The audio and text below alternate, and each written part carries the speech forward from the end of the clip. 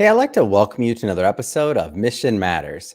My name is Adam Torres, and if you'd like to apply to be a guest in the show, just head on over to missionmatters.com and click on Be Our Guest to apply.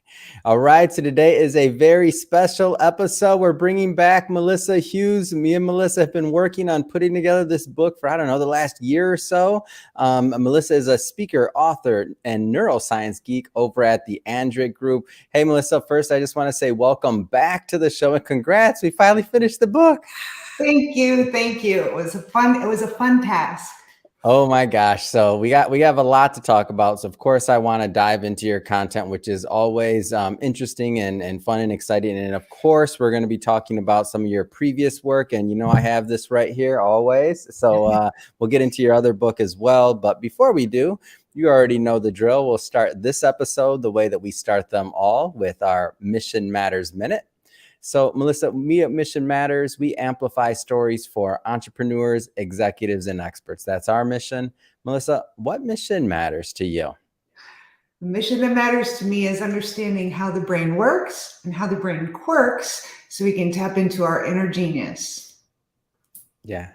It's great. I love bringing mission-based entrepreneurs on the line to share why they do what they do, how they do it, and really what we can all learn from that so that we all grow together. So great having you back on. And I guess just to get us kicked off here, I don't want to assume that, all of our new listeners or new visitors have seen maybe some of the previous work we've done together. So maybe talk a little bit more about your background and really how you got on this path of, becoming a neuroscience geek, as you call it.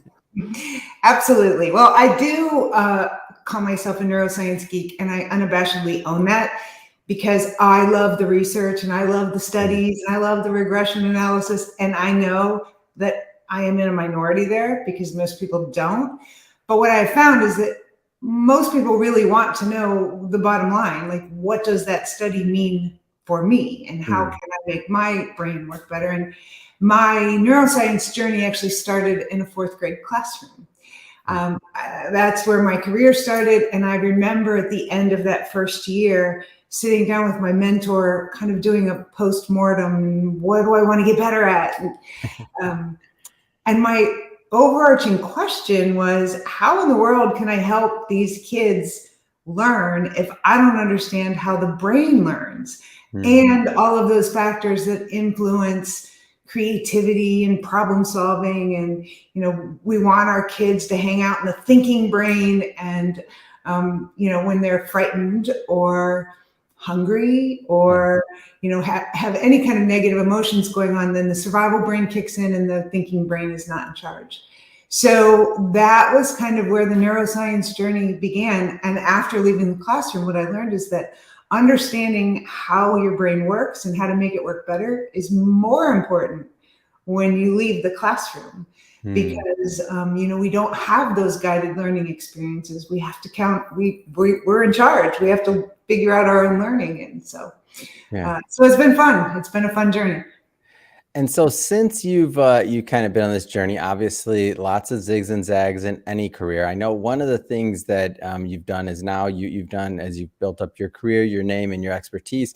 You do quite a bit of speaking. As I mentioned, I'm happy that we were able to publish you. And before we go into our book, though, I do want to talk about some of your previous work as well. So I have one of them. I have the other one. So I think it's at home right now. But I have Happier Hour with Einstein here, which is the workbook companion to Happy Hour with Einstein, which I also have a copy of, and I'm a big fan of. And I was telling you in the warm up, I give these away to people all the time because I'm a fan of it. Whenever somebody is kind of in a rut or thinking about different ways to do things and they just can't quite understand, I'm like, oh, I have the book for you. I have the book. Don't bring your problems to me. I got a book. I'm going to send it to you. So what inspired the book, the series, and the brand? Well, the first book was Happy Hour with Einstein, and a friend said, I started to develop these, what I call neuro nuggets, and they're all on YouTube, and it's 3 to 5 minutes of some fascinating brain factoid that I learned and just have to share with the world. And so a friend of mine said, you really need to put those together and put them into a book. And so I did, and that was Happy Hour with Einstein. And then the feedback that I got in Happy Hour with Einstein, there was a gratitude journal in the back. And I think we really underestimate the power of gratitude and positive thinking in the way it impacts our brain. And now we know it is not woo-woo science, it is science. And so when you put it to work, it really works for you. So in Happy Hour with Einstein, I had the gratitude journal in the back of the book, and I got two pieces of feedback that really kept coming over and over again. And one was, get the gratitude journal out of the book, because I want to read the book and give it to somebody, but I don't want to give somebody else my gratitude journal. Yeah, exactly. That's private. And then the other thing was, they were very short. They were really designed to be nuggets of information. And people said, gosh, what a tease. You give me this nugget and I want more. Like, so can you dig deeper? And so I wrote then Happier Hour with Einstein, another round, obviously. And that one, the chapters are much more in depth. And there's a lot more there. And I also took the gratitude journal out, which is what you have there. It's the gratitude journal companion. So you don't have to read Happy Hour to appreciate Happier Hour. And if I had to recommend, if you could only buy one, I would say buy Happier Hour, because it has more meat on the bones. But that's how it started. And I have just been so fortunate to have such great feedback, and it fuels my fire, it keeps me going. Oh, it's so good. And you're helping a lot of people with this work. And I every once in a while give my diagnosis when somebody asks me, and I give them one of these books, and they're like, oh, well, why is this happening? And I do my wild guess. But but I had a friend who asked me recently a very specific question, which I'll ask you, and of course, putting you on the spot. So when you're going through, and I actually have had this myself too. So when not particularly with your book, but I used to write gratitude journals as well that were just regular in a notebook, and I didn't have all the companions. And then what I like about your particular journal is that it has prompts, and it has things that force you to think in a certain way, even at a certain time of day.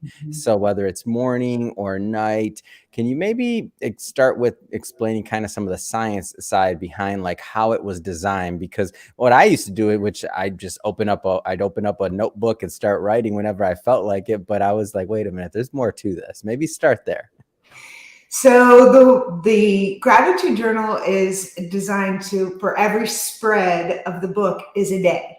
And the left side of the book is the morning, and it's for you to really point your head in the direction that you want it to be in. So John Lubbock, there's a great quote by John Lubbock, and he's an old dead guy, but he said a really great thing. And it was, we find mainly what we're looking for.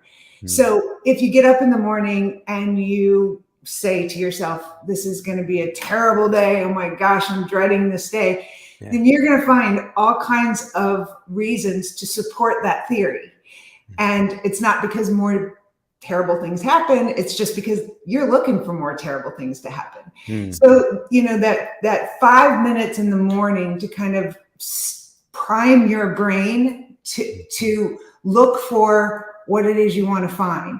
And so sometimes it's, today I really want to accomplish, like, I think some of the prompts are like, today will be an awesome day if, or, today I will claim this day as victorious if, and, our days are different. And so sometimes you want to nail a presentation, and sometimes you want to check boxes and be really productive.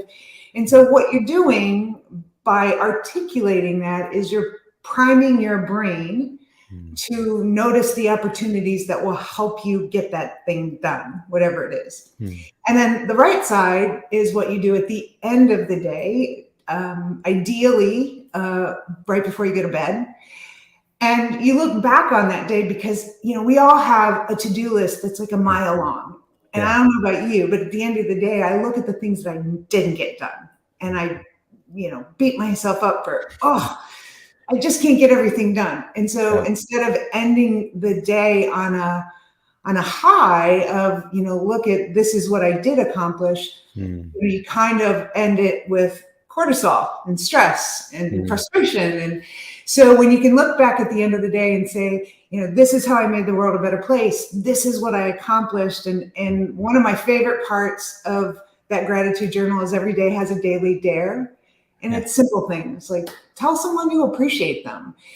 When you look back and remember things like that, those positive things that you did, the brain, as amazing as it is, has a really difficult time differentiating between a present experience and a memory of an experience. Wow. So when you give someone a thank you card, or you do accomplish something great, and you get that big boost of dopamine, you get that I did it, right? Yeah. When you think about that, your brain gives you another boost of dopamine, just as if you were doing it all over again. So Wow. when you look back at your day and you reflect on the things that you did well and the things that your accomplishments, the other thing it does is that as you're going through your day, will start to, it only takes 28 days to make this a habit, but you'll start to go, oh, I'm going to think about that at the end of the day. Like, this is going to be my thing, right? That I think about at the end of the That's day. true. That's true. That does happen. Yeah. Wow. And so I'm curious. So I found it's kind of going through this, and then a friend of mine, this was the question that she had as well, is she said that sometimes like the end of the day, like that one, there's always something new that comes up at the end of the day, right? Because you're thinking back and every day is different.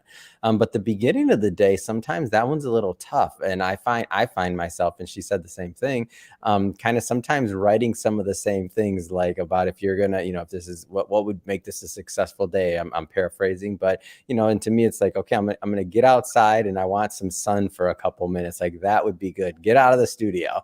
And then I find like kind of going over and over with some of the same things.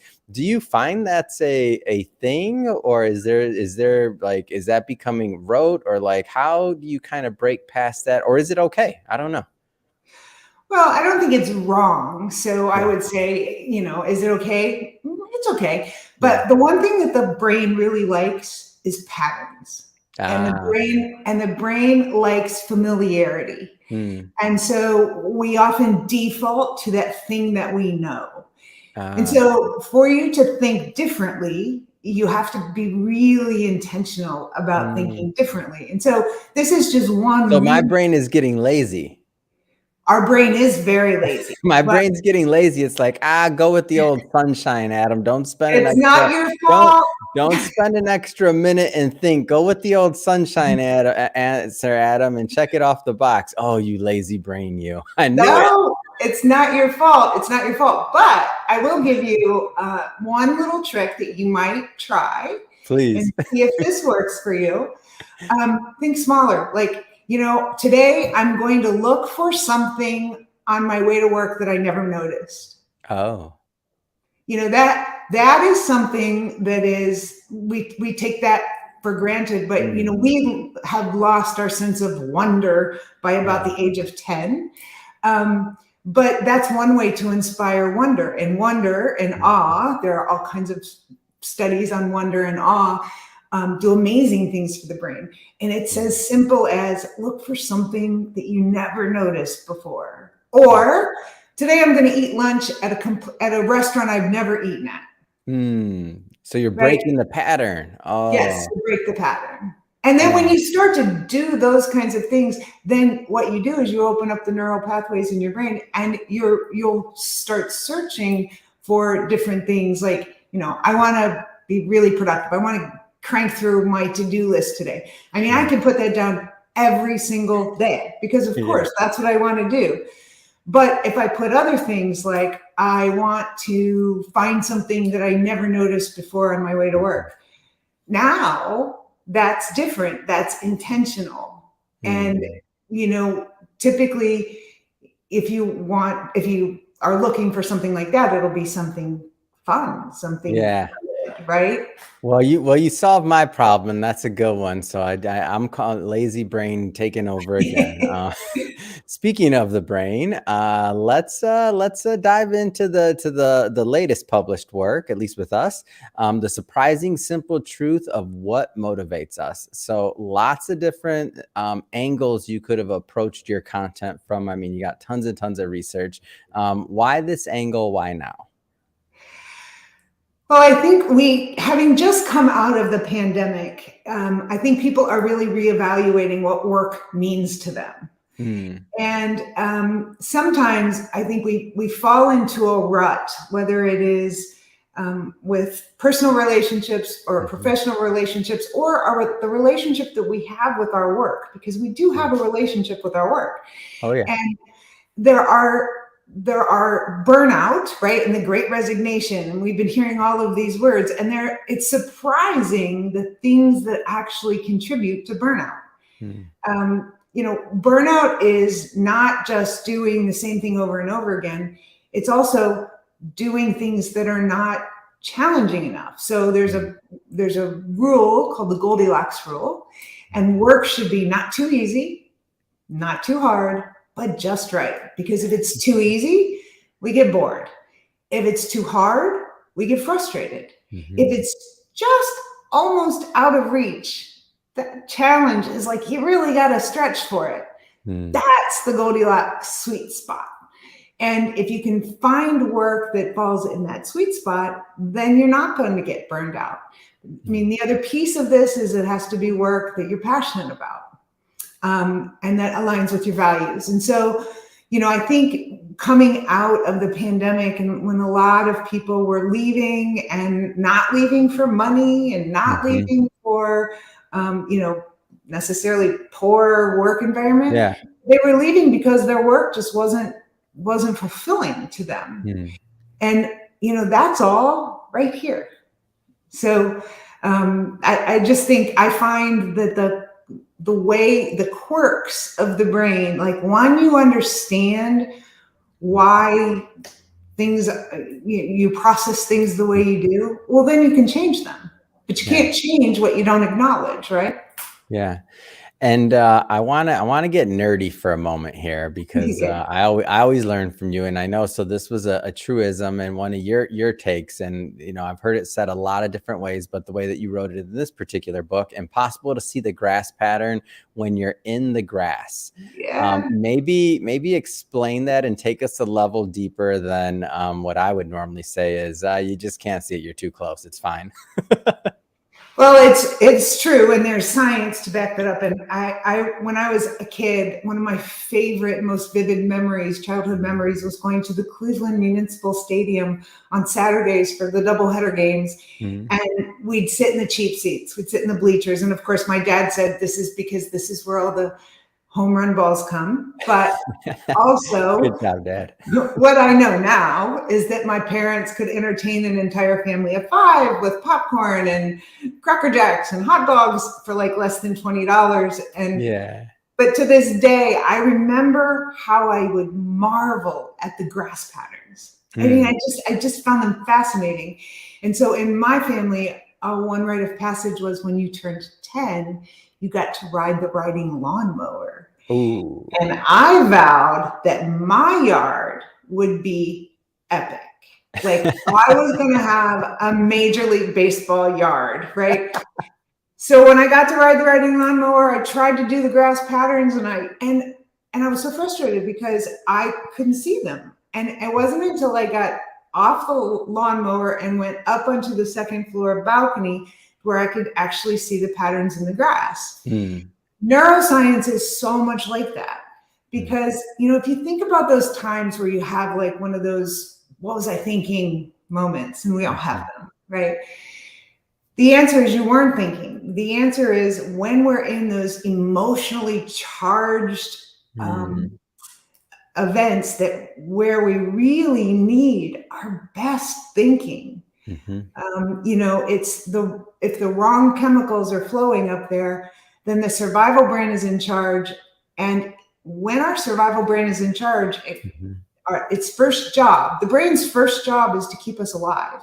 Yeah. So if the survival brain is in charge, there's this kind of a red alert that goes out and says, danger, there's a Mhm. problem here. And so it'll pause the thinking brain, allocate all the neural resources downstairs to the survival brain. And then that's when we also have, like, fight or flight, freeze or fawn. But we have all these other things going on in our body where our Mhm. pupils dilate, we start to sweat, our heart races, and if all of that is going on, we're not thinking. Yeah. So, if you are really in one of those emotionally charged times, the best thing you can do for yourself is to go to the cheap seat. So, like you said, you're too close to it. Take yourself out of the emotional space so that your thinking brain can be back in charge. Oh, I think it's great. And is there, like, give us a scenario of how you might do this. So for you, and obviously everybody's going to be different, but let's say you're in a business scenario or something else, and you already, and so you watch this program in Melissa, and you're like, oh, she said it. She said it. I know it. I knew I was going to be doing this, and I know it's my survival brain, but what do I do again? Like, any tips on just kind of how to try to, I would use the word de-escalate, but remove yourself, like any tips on how to kind of cope with that, especially if you're newer to the concept? Yeah, so there's a lot of research out there now on breathing and what it does, for our mood and for our disposition and all of that. But what a lot of people don't realize is when we do the deep inhale, hold Mm. it, and then deep exhale, what you're doing is you are activating your parasympathetic nervous system. Now, the sympathetic nervous system is the one that is ignited when we're excited. Mm. The parasympathetic nervous system is also known as the rest and digest nervous system. And so that system is running when everything is good with the world and we can just kick back. And that's our restorative system that kicks in place. The best way to engage the parasympathetic nervous system is deep diaphragmatic breathing. So if you're in a situation at work and you start to feel your heart race and you start to, feel your hands are getting sweaty and that you're, if you can get out of that room for 5 minutes, right? Or even just sit there in your chair and just deep diaphragmatic breathing, less than 2 minutes will ignite, and engage the parasympathetic nervous system. And the longest nerve in the body is called the vagus nerve. And vagus is Greek for wanderer, and it's the longest nerve in the body. And when you engage in diaphragmatic breathing, that vagus nerve actually says to the parasympathetic nervous system, everything's okay. Yeah. Oh, and what I like about this too is that you can do that anywhere, right? So you're in Anywhere. a conference room, you're a boardroom. So when we say, like, well, remove yourself from the situation, you can't necessarily leave a meeting, but you can start very intentionally understand that your blood pressure's rising a little bit, or whatever your symptom is of when you start getting a little bit more, maybe your skin's getting a little warm or something, and now you can just start, intentionally thinking about your breath while still being present in the meeting and still doing what you have to do. I Absolutely. think it's great advice.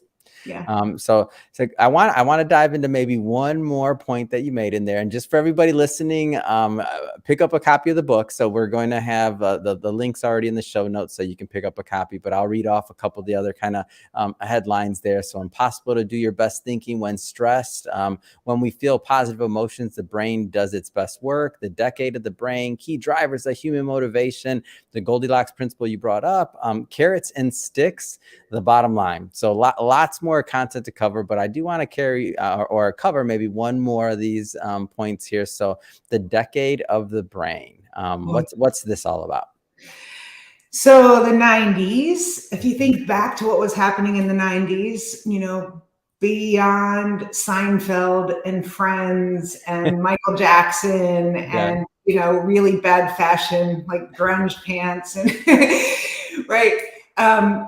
The other thing that was happening was technology was exploding. So if you Yeah. think about the 90s, that's when, remember the Nokia phones? I mean, if you Oh had a my Nokia gosh. cell phone, you were so smooth, right? Yes. The Walkman, we had pagers then, right? So Yeah. all of this, it was just an explosion of technology. And George H.W. Bush, in cooperation with the National Institutes of Health and National Institute of Mental Health and the Library of Congress, created this initiative called the Decade of the Brain. And they said in the 90s, we are going to focus so much on using this technology explosion to understand better how that computer between our ears works. And we discovered a lot of things. I mean, for the first time in history, we could actually connect electrodes to our head and we could see what was happening inside the brain when we listened to rock music or when we heard babies crying or, when we watched a horror show, when we drank wine, right? We could see what was actually happening in the brain. And there were several key discoveries that came out of the 90s. One was neuroplasticity and this idea that neurons that fire together, wire together. And in simplest terms, it just means the brain is a muscle like any other muscle in the body. And if you use a certain part of the brain over and over and over again, it gets stronger and thicker. And those neural connections, if you think of the connections like tree branches, those branches get thicker and stronger and they're able to connect with other things. So when in the classroom, we talk about prior knowledge, building on prior knowledge.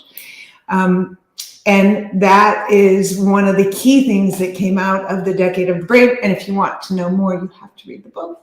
Oh, yes. That teaser. I do want to spend a little bit of time, though, also while I have you on the line, talking about the Andrick Group. So maybe tell us a little bit more about your work and really how you're helping, corporations and organizations. So I do a lot of speaking engagements. I do go in and talk to smaller groups in more of a workshop setting, but primarily what I do are keynotes and presentations. And the great thing about my content is that if you have a brain or your people have a brain, then my stuff fits. Good for your content. Anyone with the brain, got it. Good check. No, but what I find is that my content is so well received because people really are interested in why we do what we do. And there's a lot of behavioral science. Like we are so smart and yet we're so flawed. We're so illogical and irrational sometimes. And, you start to dig into cognitive biases. And we do things completely in our subconscious that drive decision-making, that drive the assumptions we make of others, that drive, how well we collaborate on a team. And so all of this really is the foundation for company culture. So, when I go in and talk about from an individual standpoint, these are some of your brain's quirks and these are the studies behind it and, all the sciencey stuff. But it is so simple then to connect all those dots and say, and that is how it impacts your company culture and your employee engagement and employee retention. Those are all the things that companies want to do is have happy people in a well-organized company where people feel like they're making contribution, and just that, like making contribution, like organizations want their people to contribute. Well, guess what? The brain says people want to contribute. Like that's really fulfilling for us. And if we don't feel like we're making a contribution, then we're not going to be engaged.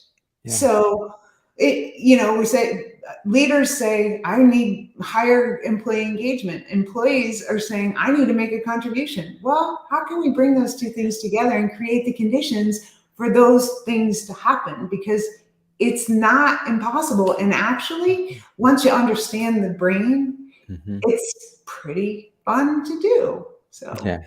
And one of the and speaking of speaking, Melissa, I know that you've been. I follow you on LinkedIn and some other social channels, and I know you do quite a bit in the hospitality space. I mean, you were in Alaska at CHAR. I mean, there was another conference. I think you got some more conferences coming up. Like maybe tell us a little bit about that. So in August, I will be at the Florida Restaurant and Lodging Association. And actually, this is one of my favorite shows. This is my 5th year in a row Wow, that's speaking amazing. at that conference. And the people there are just amazing. And I got to say, hospitality people are Yeah. the best. I mean, they're Well, the fun. best parties, that's for sure. The best conferences, the best parties, the best They do. they want to be hospitable. They know how to do conferences. But hospitality is just a good place for me to play because, whether it's restaurants or hotels, Yeah.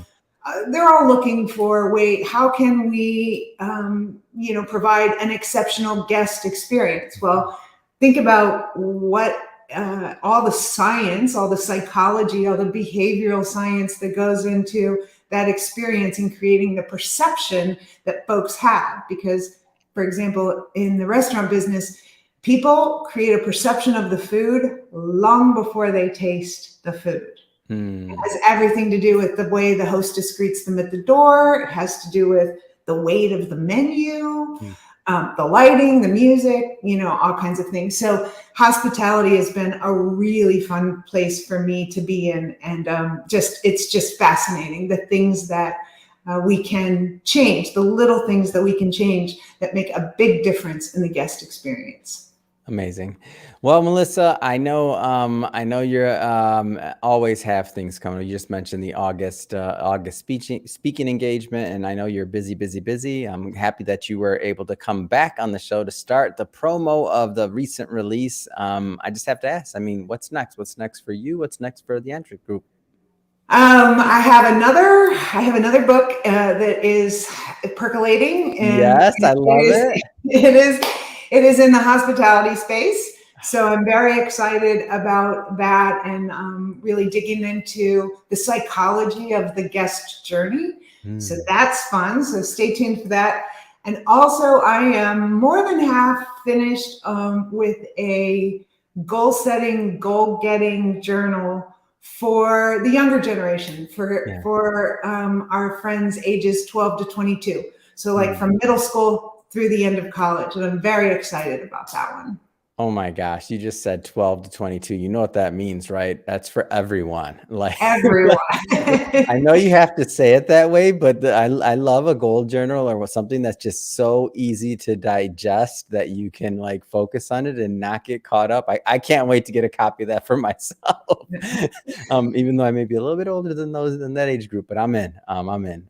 So But that being said, Melissa, if somebody's watching this or listening to this and they want to follow up and they want to connect with your content, the books, the Andrew Group, I mean, what's the best way for them to do that?